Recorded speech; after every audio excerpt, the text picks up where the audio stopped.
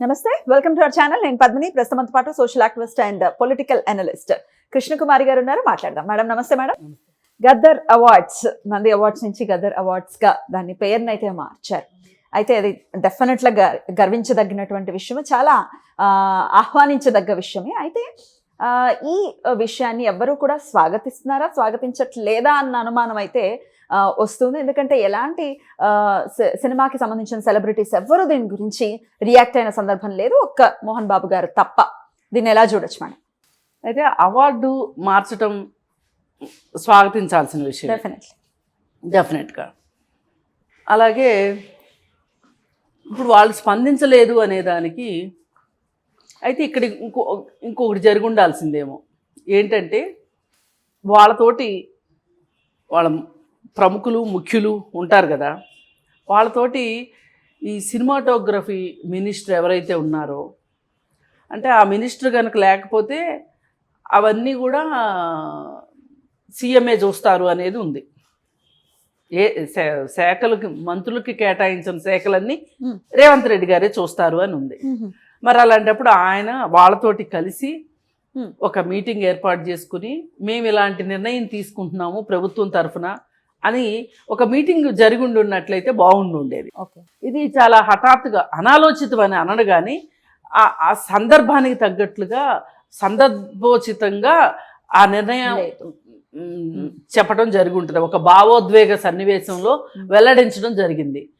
అయితే పైగా దానికి ఇది నా శాసనం అన్న పద్ధతిలో రేవంత్ రెడ్డి గారు చెప్పారు అనేది ఒక మాట ఉంది.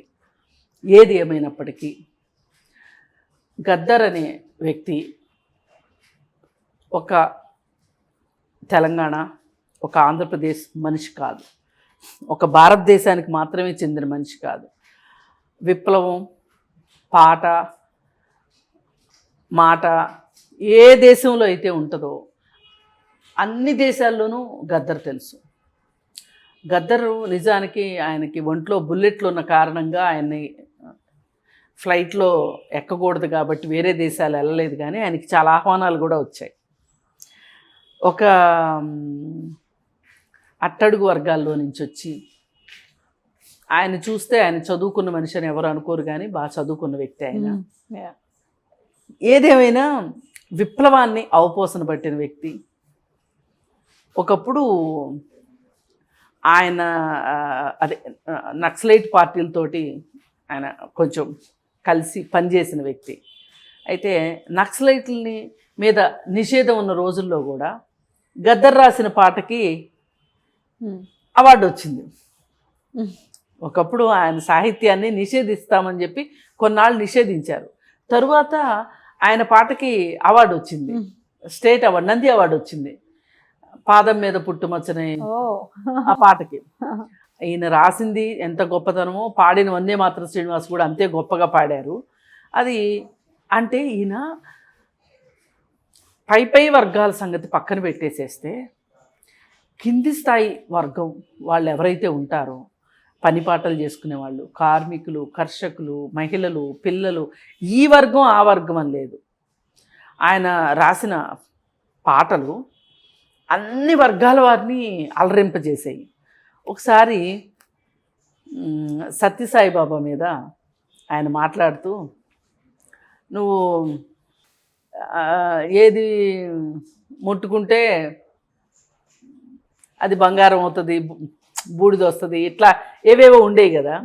అందుకని దేశంలో పెట్రోల్ ధరలు మండిపోతున్నాయి. అప్పుడు పెరిగిన ధరల గురించి ఆయన అంత బాధపడిపోయాడు. ఇప్పుడైతే 100 రూపాయలు అనుకోండి.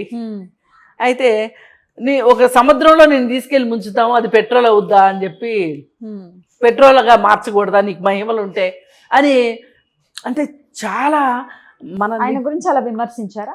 విమర్శ కాదు, ఇప్పుడు మీ దగ్గర మహిమలు ఉన్నాయి కదా, ఓ సముద్రంలో చేయబెట్టండి, దాన్ని పెట్రోల్ చేయండి అని. అంటే ఇది కూడా మాటల్లాగా ఉండవు, ఆయన ప్రతిదీ పాటే.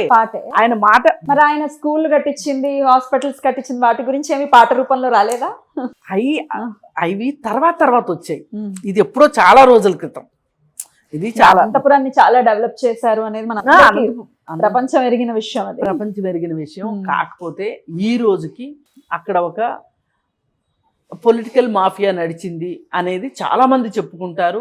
ఎందుకంటే అసలు ఆయన చనిపోయిన తర్వాత ఆయన చనిపోయాడని డిక్లేర్ చేయడానికే చాలా రోజులు పట్టింది. అది చాలా పెద్ద సంస్థ, చాలా వెనకాల ఉన్న వాళ్ళు చేసినటువంటి రకరకాల రాజకీయాలు. ఇప్పుడు ఈ ఆశ్రమాలు అలా పేరెన్నికగన్న ఆశ్రమాల్లో అక్రమాలు జరగడము అనేది చాలా మామూలు అయిపోయిన విషయము. అందుకని అది కాదు, ఆయన ఆ కాంటాక్ట్ కాదులేండి ఇప్పుడు సమయస్ఫూర్తి. అంటే ఇట్లా పొగడ్డం లాంటివి ఏమి ఉండవా ఇంకా? అలా కాదు సమయస్ఫూర్తి. ఇప్పుడు ధరలు మండిపోతున్నాయి, పాట రూపంలో పెట్రోల్ ధరలు మండిపోతున్నాయి అనే దాని మీద ఆయన పాట కట్టి ఆ పాటలో ఈయన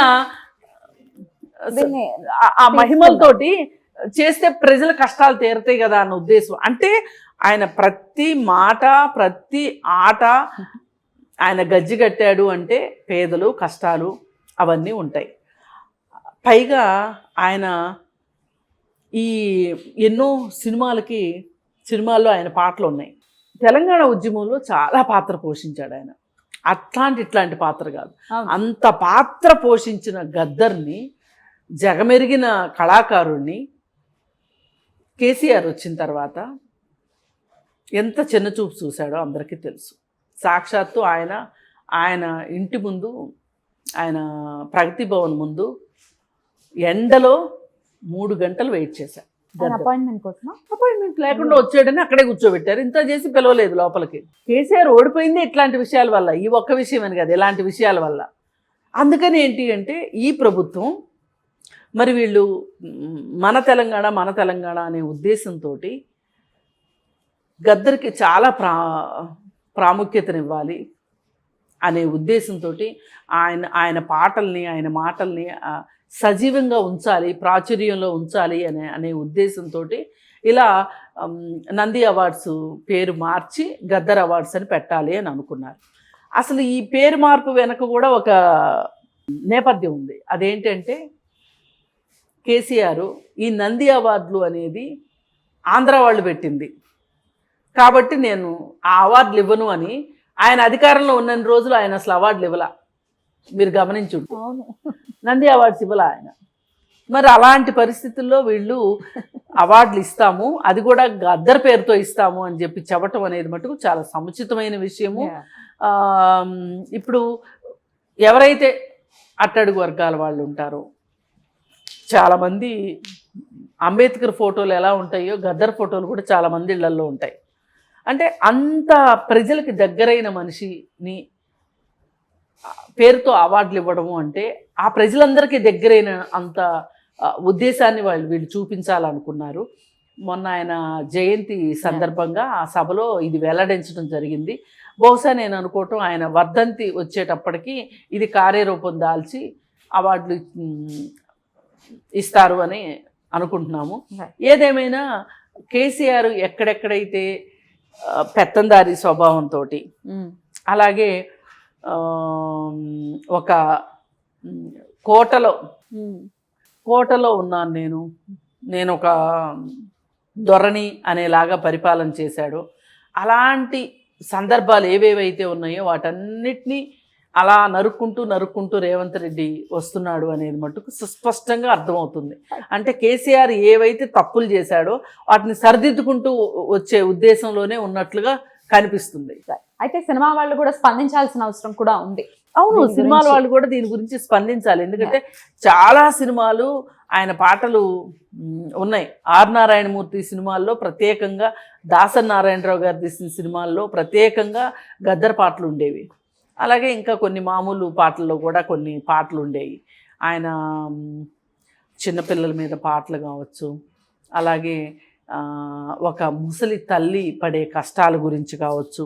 అంటే ఎవరైతే కష్టాలు పడతారో, ఎవరైతే ఇబ్బందులు పడుతున్నారో వాళ్ళ కన్నీరు తుడిచేటట్లుగా, అంటే వాళ్ళ కన్నీరు ప్రతిఫలించేటట్లుగా, అంటే వాళ్ళ మనసుకి దగ్గరగా పాటలు రాయాల్సిన ఏదైతే ఉందో ఆయన గజ్జగట్టడం కావచ్చు, ఏదేమైనా ఆయన ఒక ప్రత్యేకమైన మనిషి. అట్లాంటి మనిషి ఇంకొకళ్ళు ఉండరు, పుట్టరేమో అనిపించేంత ప్రతిభ ఆయన దగ్గర చూశాం కాబట్టి ఆయన పేరు చిరస్థాయిగా నిలబడిపోవటం అనేది గొప్ప విషయంగా చూడొచ్చు. ఖచ్చితంగా ఖచ్చితంగా రైట్ అండి. అయితే సినిమా వాళ్ళు ఇంతకన్నా గొప్ప వాళ్ళు ఉంటారు అని భావనలో ఏదైనా ఉన్నారని అనుకోవచ్చా? అంటే నంది అవార్డు అంటే చాలా ప్రెస్టీజియస్ అవార్డ్స్ ఖచ్చితంగా. దానికి సినిమా కేవలంగా సినిమాకే చాలా సేవలను అందించిన వాళ్ళు చాలా మంది ఉన్నారు. రచయితలనే ఒకవేళ తీసుకోవాలి అని అనుకుంటే దేవులపల్లి కృష్ణశాస్త్రి గారు ఉన్నారు. ఇట్లా పెద్ద పెద్ద రైటర్స్ చాలా మంది ఉన్నారు. ఇంకా సేవలు చేసిన వాళ్ళు చాలా మంది ఉన్నారు. వాళ్ళ పేర్లు పెట్టచ్చు కదా అన్న భావనలో ఉన్నారేమో. అసలు కాదు, మీకు ఇంకోటి చెప్తాను.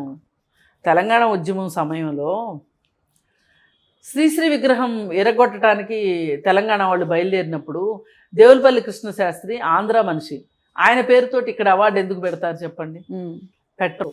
దానికి దీనికి సంబంధం కానీ అవార్డ్స్ పేరుకి సంబంధించి సేవని నేను కాంటెక్స్ట్ తీసుకుని మాట్లాడు. అంటే తెలంగాణ అనగానే ఒక ఉద్వేగపూరిత వాతావరణం ఉంటుంది, పాటకి చాలా ప్రాముఖ్యత ఉంటుంది, ప్రజల ఆవేదన ఉంటుంది, దాంట్లో వాళ్ళ ఉద్యమ స్ఫూర్తి అంతా పాటల్లోనే ఉంటుంది. అందుకని ఆ ఉద్దేశంతో ఇది ఓన్లీ పాటలకు సంబంధించిన అవార్డు కాదు, యాక్టింగ్ నంది అవార్డు అంటే అన్నీ కదా. అంటే ఆయన ఒక కళాకారుడు, ఆయన కళాకారుడు కాబట్టి ఆయన పేరుతో అవార్డు ఇద్దాము అని అనుకుంటున్నారు. ఇప్పుడు దాదాసాహెబ్ ఫాల్కే అనే ఆయన ఒక పేరు మోసిన డైరెక్టర్, అందుకని చెప్పి ఆయన అవార్డు ఇస్తారు. అట్లా ఇచ్చారు అని మనం అనుకోవచ్చు. సో ఏదేమైనా వాళ్ళు మరి మెల్లగా అయినా స్పందిస్తారేమో వేచి చూడాలి. రైట్.